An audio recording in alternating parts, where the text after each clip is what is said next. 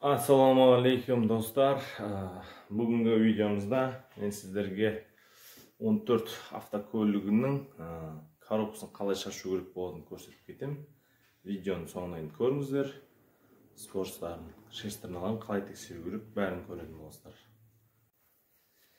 Tak, mana korobkamiz. Hozir o'sini shoshamiz.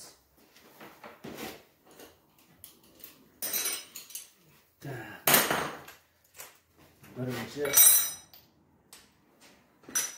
podushkani birga shishtirib, podushkani olib tashlaymiz.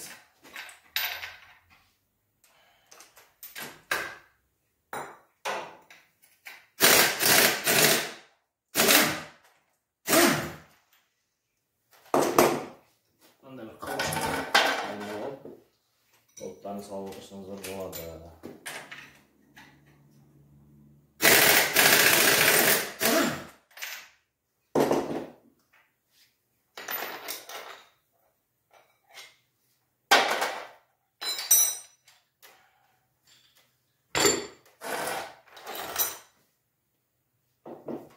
Yine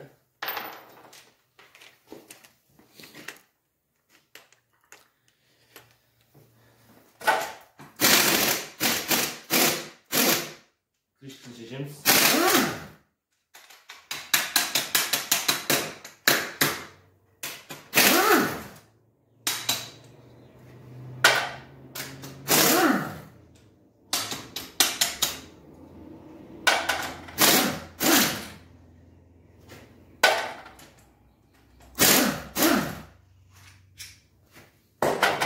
Krishkasini şişimiz. Şaybalarını çıkarmamızdır. Yani de trosletin temirinin altında 17. boltu var. Onun şişesidir. Sosun çıkart bir arayı.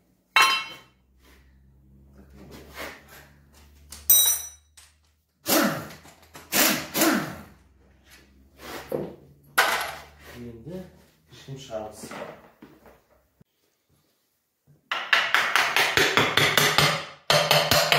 Qattiqroq sindirib olingizlar. Tak, misol krishkini chiqardik. Endi shunisi.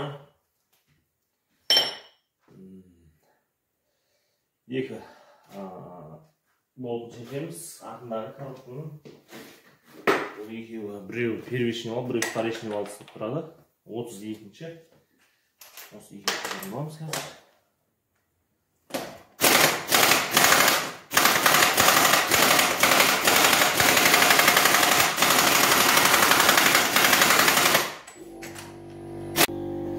Так, достар, мына енді дәу болттан шешеміз.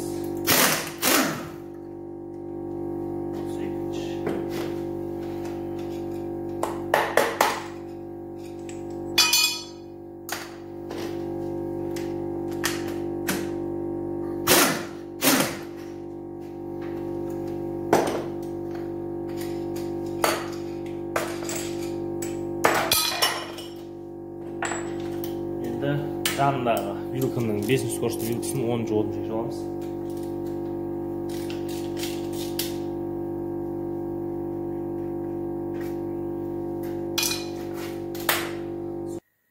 Так, рессордан нәрсе істеп қойғанбыз. Отвертканың шамасы келмейтін болса, осыны тұрамыз. Жай бассаңыздар міне шығады. Мінекей, мынау 5-ші скоростың шестернасы, мынау шестерна, мынау муфточка. Жағдайы өте жақсы екен. Игілчікте подшипнигі 5-ші скоросттық.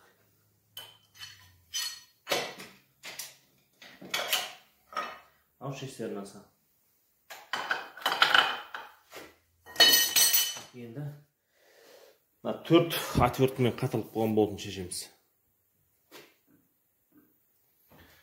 Так, 4-ті шештік. Енді астында стопырлары бар. Подшипниктің стопыры. Бұны мындай стопыр шығаратынмен қысып шығарып аласыздар. Оңай шығады.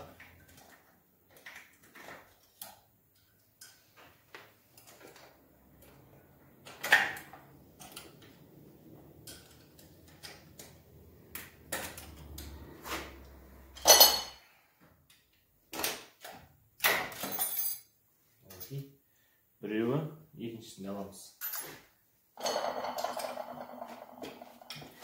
Пачеммен бірге шығарсаңыздар да болады, бірақ қиындау болып кетеді да ол. Сол үшін осылай шығарып алғандарың дұрыс болады. Стопырын ғана шығарып аласыздар. Пачемнегі балының өзіндегі қала береді міне. Екіншісі енді мына 3 болт шешеміз, бұл жерде 3 пружина, 3 шарик бар фиксаторный. Мынау 3 валды ұстап тұратын. Қазір үшеуін шешіп, үшеуін шаригін шығарып аламыз. Так, үшеуін шештік. Мынандай пробка болады. Пробкасы. Мына пружинасы болады. И осының басында шарик болады, тесікте тұрады. Шаригін шығару үшін коробка қысайтамыз. Мына бір шаригі 3 шарик болады үшелі.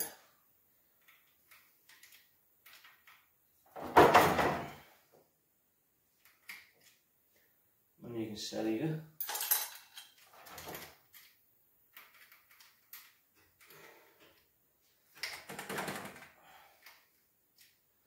Мына үшінші шаригі. И задний ходында нерді шаригі болады. Оны коробканы шығарған кезде ішіне сөйтіп ішіне шығарып аласыздар. Қазір көрсетіп кететін болған. Ендігі жұмысы айландыра 13 болттардың бәрін шешіп шығамыз.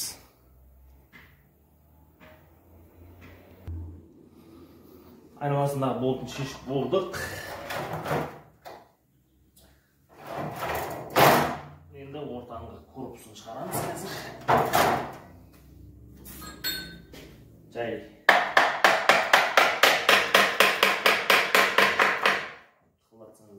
Көтеріледі.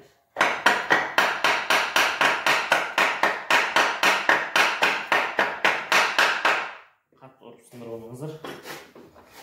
Осы жай ғана отвертканы тығып тартсаңыздар болады.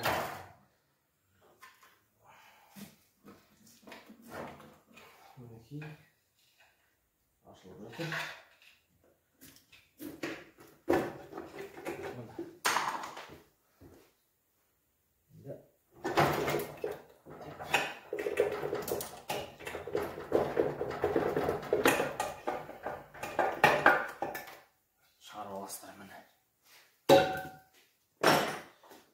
Жалпы шашылатын жерде келдік болды. Енді ішкі кулисасын шығарамыз.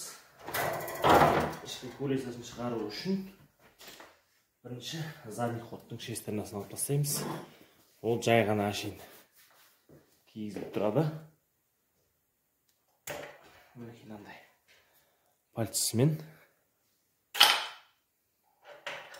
тартып шығарып аласыздар. Задний ходтың шестернасы.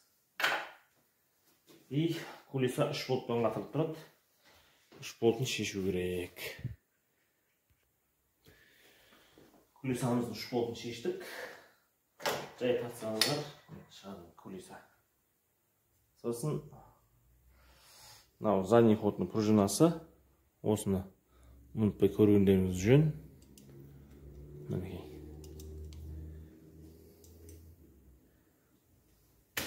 Так, енді 5-ші скоростың валы.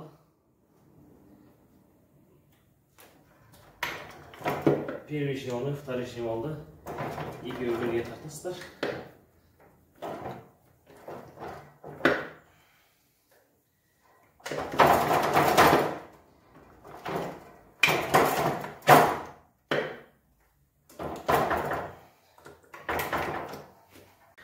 Достар, мына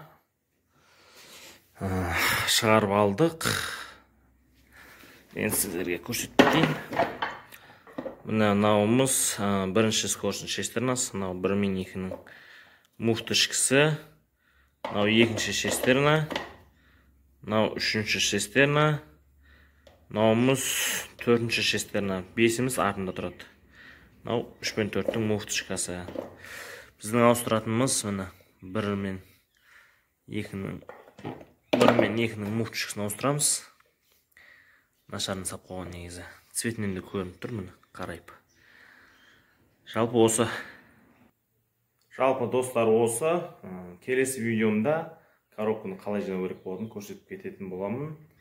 Каналымызға тіркеліп, лайк басып отырыңыздар. Келесі видеода кездескенше.